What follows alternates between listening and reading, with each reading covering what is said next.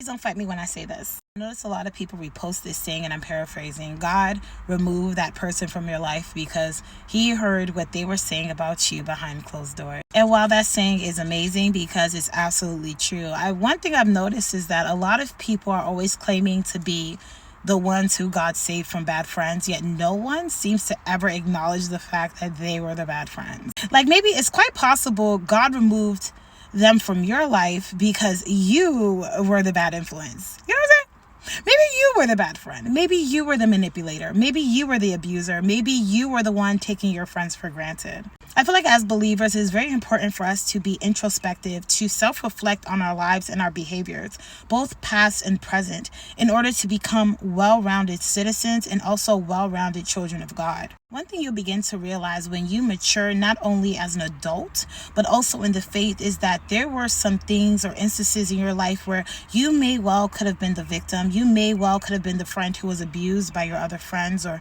whatever have you. But there is a level of accountability you can also take in those instances. And so while I'm not saying this to victim blame in any way, I think it's very important for us to step outside of ourselves and not constantly have this vision where we are the victims and everyone else is the aggressor. Sometimes you're the aggressor.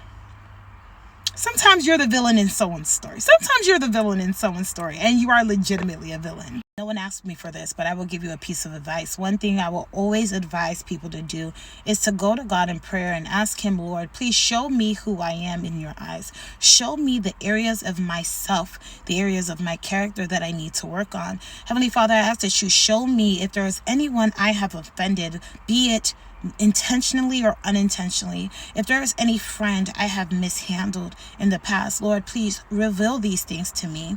And God will in fact do that. Sometimes, honestly, when you come to God, he might have you on a whole apology tour, apologizing to folks. And then you ask God to build you back up in his character, teach you how to be a friend, teach you how not to backbite, teach you how not to take people for granted, teach you how to speak to people, because some of you do not know how to speak to people. You do not know how to properly articulate your thoughts. You speak based off of emotions. And so by the time you actually say what you have to say, you're borderline cussing people out. You're borderline screaming at people. And honestly, in this world where everyone's ready to cancel people, ain't nobody trying to deal with that. So I pray that you begin to actually self-reflect more. Be blessed.